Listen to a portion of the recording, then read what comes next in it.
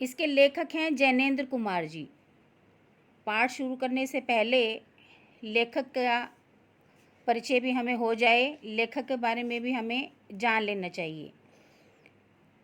जैनेंद्र कुमार जी एक मनोवैज्ञानिक कथाकार हैं। इनका जन्म, ये जीवन परिचय आपकी इसमें किताब में भी शो हो रहा है स्क्रीन पर। इनका जन्म जो है 1905 ईस्वी में अलीगढ़ ज़िले में हुआ। अपने पूरे साहित्यिक जीवन में इन्होंने बहुत सी साहित्य लिखा, जिसमें कई उपन्यास, कहानी संग्रह, नाटक, संस्मरण, बाल साहित्य भी इन्होंने लिखा।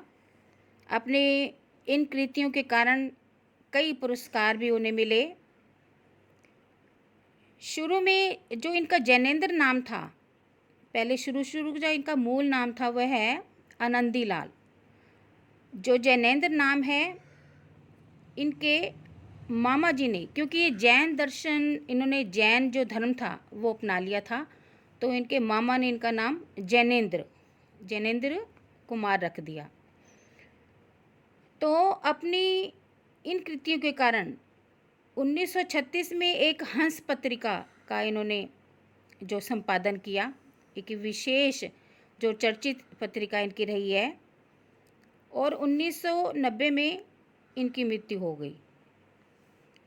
गांधी जी से काफ़ी प्रभावित रहे। जब गांधी जी ने असहयोग आंदोलन चलाया तो इन्होंने उनका साथ दिया।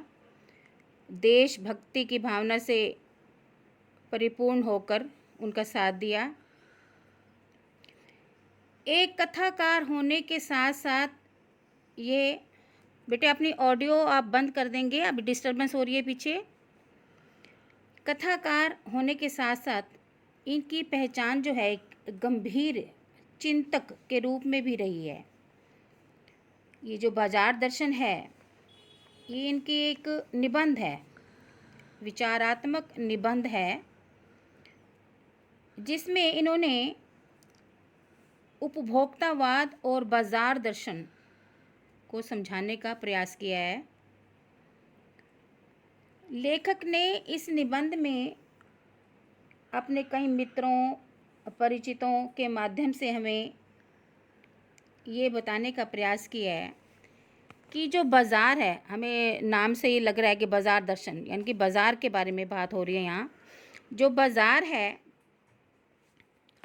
वो अपनी जादुई ताकत से उपभोक्ता को कैसे अपना गुलाम बना लेता है। यानी कि बाज़ार की चकाचौंध में, जब हम बाज़ार में कुछ भी ख़रीदने के लिए जाते हैं तो वहाँ की चकाचौंध जो है, वहाँ का जो वैभव है, कैसे व्यक्ति को अपनी ओर आकर्षित कर देता है। अब जब हम बाज़ार में जाते हैं तो वहाँ की सजी सवरी दुकानें और वहाँ पर जो सामान रखा होता है ना, यानी कि इतनी तरतीब से, इतने सलीके से वो रखा होता है और हमें अपनी ओर आकर्षित करता है। बाज़ार में जाते ही हमें क्या लगने लगता है कि ये भी अच्छा लग रहा है, ये भी अच्छा लग रहा है ना। यानी कि उसके प्रति हम वशीभूत हो जाते हैं, यानी कि हमारा मन ललचा जाता है उसको देखते ही कि हमें ये, चाहे हमें उसकी ज़रूरत है या नहीं, लेकिन वो जो वस्तु है वो हम खरीदना चाहते हैं। तो लेखक ने यहाँ ये बात की है कि बाज़ार की चकाचौंध में व्यक्ति को नहीं पड़ना चाहिए, उसे अपनी ज़रूरत का सामान, है ना, बाज़ार तो व्यक्ति को ललचाएगा ही, लेकिन उसे अपनी ज़रूरत का सामान, उपभोक्ता को ये पता होना चाहिए कि उसे किस चीज़ की आवश्यकता है, किसकी नहीं। तो अपने मित्रों के माध्यम से ये लेखक ने ये कहने का प्रयास किया है कि एक बार उसके, अब बात करने लगे कि एक बार उसके मित्र अपनी पत्नी के साथ बाज़ार गए, तो जब वापस आए बाज़ार से तो ढेर सारा सामान उनके पास था। तो पूछने पर, लेखक ने जब पूछा कि इतने आज तो इतनी खरीदारी की, तो वो कहने लगे कि ये पत्नी मेरे साथ थी तो इसी ने ये सामान खरीदा, यानी कि उसे जो चीज़ पसंद आती ये लेता गया। तो यानी अनावश्यक क्या लगा कि जो चीज़ नहीं भी चाहिए थी वो भी आ गई। ज़रूरत का सामान तो लेना ही था, लेकिन बाज़ार की चकाचौंध में ऐसे फंसे कि जो नई चीज़ चाहिए थी वो भी लेकर आ गए। ऐसे एक और अपने परिचित के बारे में बात करते हैं कि वह बाज़ार गए सामान लेने के लिए और जब खाली आए तो बिल्कुल खाली हाथ। पूछने पर उन्होंने बताया कि बाज़ार में सब कुछ लेने का मन कर रहा था, कि इतना कुछ था कि मन कर रहा था कि सब कुछ ही ले लूँ, लेकिन इसलिए मैं कुछ भी नहीं ले पाया। अब क्या लूँ क्या ना लूँ, है ना? कुछ लेता तो कुछ और छूट जाता, इसी चक्कर में वो कुछ नहीं ले पाए। समझ गए? तो वो वापस आ गए, खाली हाथ आ गए। एक लेकर बहुत सारे सामान आ गए और एक बिल्कुल खाली आ गए। तो ये लेखक कह रहे हैं कि बाज़ार का जादू जो है वो रूप का जादू है, अपनी ओर आकर्षित करता है व्यक्ति को। जैसे एक और उदाहरण वो देते हैं कि उनके साथ ही पड़ोस में एक चूर्ण बेचने वाला व्यक्ति रहता है। उसका ये एक उसका उसका ये लक्ष्य है, यानी कि वह इस घर से ये सोच कर निकलता है कि वह आज 6 आने, उस वक़्त पहले की बात है, उसमें आने का भी, एक आने की भी बहुत कीमत होती थी। तो सारे दिन में वो 6 आने का सामान बेचेगा जो उसकी ज़रूरत के लिए है, उसके बाद वो कुछ नहीं बेचेगा। तो ऐसे ही वो घर से निकलता, जैसे ही चूरन बेचता और 6 आने उसके पास आ जाते उसकी ज़रूरत के लिए, तो बाकी का चूरन वह सभी बच्चों में मुफ्त बांट देता।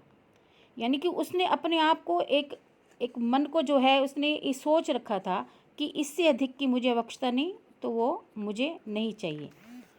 तो इस प्रकार लेखक ये निबंध में समझाना चाह रहा है कि बाज़ार की जो सार्थकता है, बाज़ार को जो सार्थकता है वह व्यक्ति प्रदान करता है। वो जानता है कि उसे क्या खरीदना है और क्या नहीं। ठीक है? परचेजिंग पावर का नाम, इसमें परचेजिंग पावर की बात आई है इसमें कि हमें क्या खरीदना है, इसकी हमें शक्ति का अंदाज़ा, परचेजिंग पावर तो खरीदने की शक्ति। बाज़ार एक, हमें पता होना चाहिए कि क्या हमें, किस वस्तु की हमें ज़रूरत है, किसकी नहीं। वही व्यक्ति इसका, बाज़ार का लाभ उठा सकते हैं जिसमें इस प्रकार की सोचने की शक्ति होती है। तो ये इसमें, इस निबंध में लेखक यही हमें समझाना चाह रहा है और आज हम इसको पढ़ेंगे, इस लेसन को, पाठ को हम पढ़ेंगे